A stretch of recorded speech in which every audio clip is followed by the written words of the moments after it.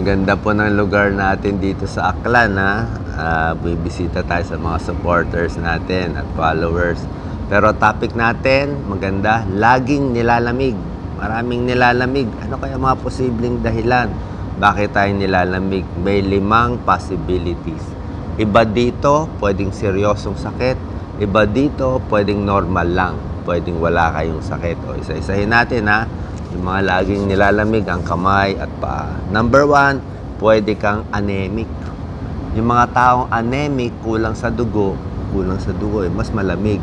Paano mo malaman anemic ka? Sa kamay, maputla, mahalata mo, hindi ganun ka-pink.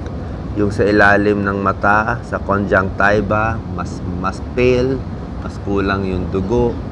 Iba pang pakiramdam, mas pagod, mas maputla, mabilis ang tibok ng puso, mas hinihingal, anemic.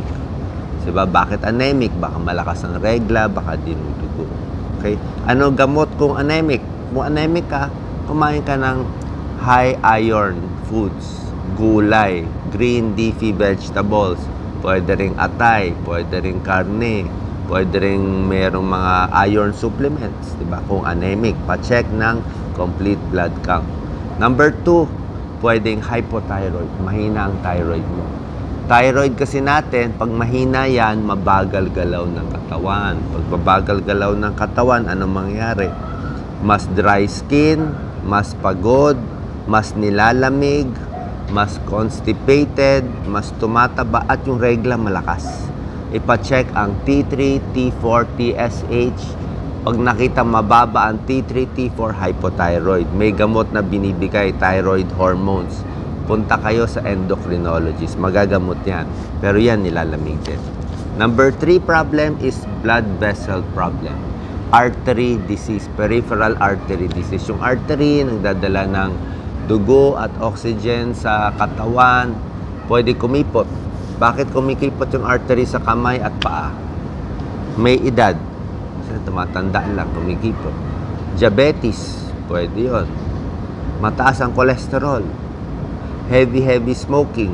Lakas manigarilyo. May sakit sa puso. Yan. So, yan ang mga risk. Pati high blood, pwede rin. Di ba?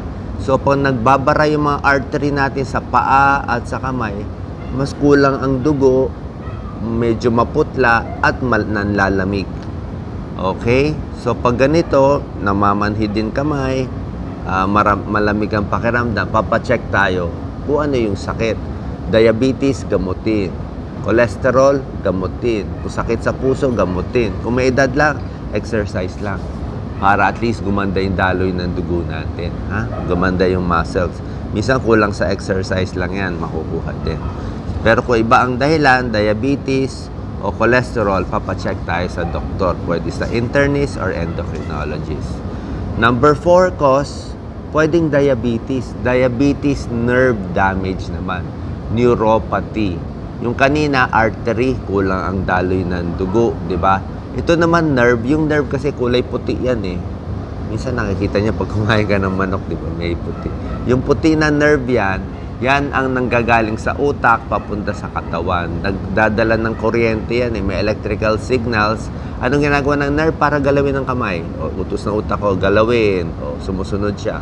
Ang nerve din, bukod sa pag-utos ng motor nerves, meron ding sensory. Pakiramdam mo. So, pag sira ang nerve, minsan tumama natin dito, parang may kuryente, nerve yun. Pag sira ang nerve, naipit ang nerve, manhid. Diba? Pag naipit ang nerve, manhid. Bakit nasisira ang nerve? Diabetes.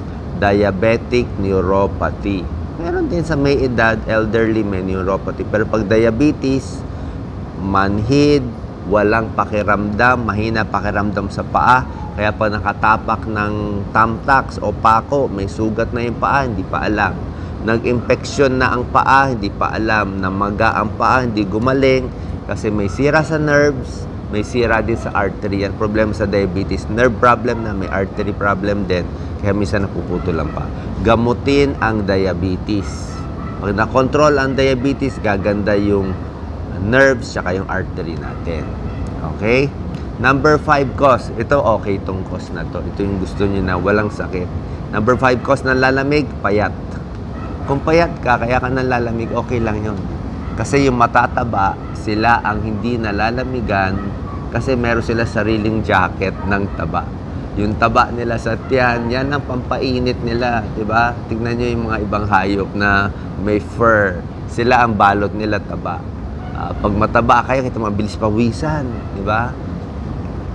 So, mas payat, okay lang yon. O medyo malnourished, malamigin din, di ba? So, mag-jacket na lang, mag-guantes, mag-medyas, magsuot ng makakapal na baro, pwede yon kung nalalamig ka. Okay na yun yung payat ka, mas mahaba naman buhay mo. Pansin ko rin mga vegetarian. Yung dati kasi nag-vegetarian ako, gulay lang, di ako kumakain ng karne noon. Mas malamig pakiramdam. Pero mas masarap nga pakiramdam eh.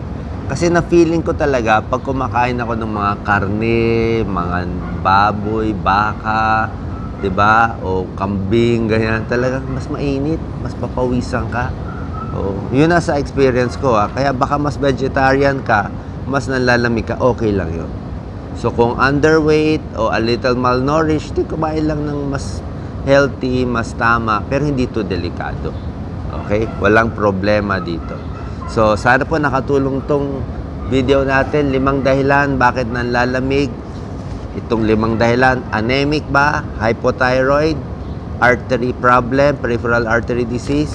Nerve problem ba? Diabetic neuropathy? Or baka payat lang? God bless.